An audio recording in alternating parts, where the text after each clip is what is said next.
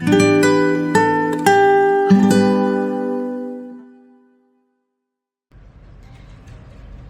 dikasih Tuhan, berjumpa kembali dalam Sapaan Gembala hari ini.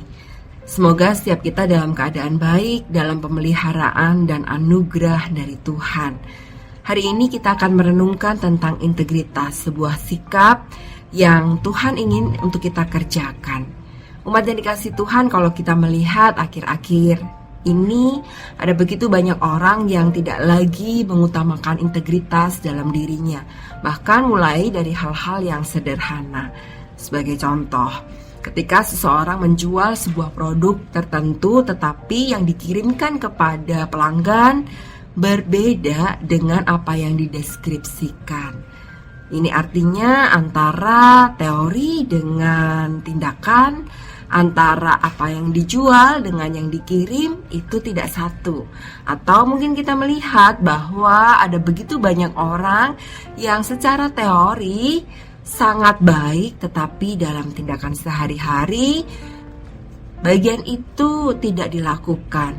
Nah, apa itu integritas? Menurut John Stott, integritas adalah ciri dari seseorang yang terintegrasi secara selaras, yang ada di dalam dirinya tidak ada dikotomi antara kehidupan pribadi dan kehidupan di muka umum, antara yang disaksikan dengan yang diterapkan, dan antara yang diucapkan dengan yang dilakukan.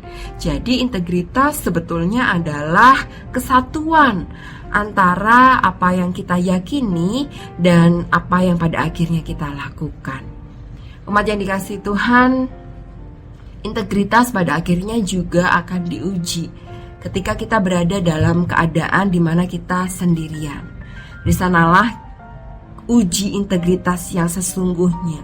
Apakah benar kita tetap menjadi orang-orang yang jujur sesuai dengan apa yang kita yakini sebagai anak-anak Tuhan? Apakah kita tetap mampu untuk bekerja dengan sangat baik sekalipun tidak ada yang mengawasi sesuai dengan nilai-nilai yang Yesus ajarkan buat kita? Hari ini kita diperhadapkan dengan situasi di mana pada waktu itu ahli-ahli Taurat, orang-orang Farisi ditegur tentang integritas. Yesus pada waktu itu mengatakan bahwa ahli-ahli Taurat dan orang-orang Farisi pada waktu itu punya motivasi untuk mendapatkan pujian. Mereka nampaknya melakukan sesuatu yang baik, tetapi sesungguhnya mereka haus akan pujian. Mereka berlomba-lomba untuk menjadi nomor satu. Dan oleh karena itu, ini yang menjadi teguran Yesus pada waktu itu. Seharusnya ketika kita melakukan sesuatu, maka kita punya landasan motivasi yang benar.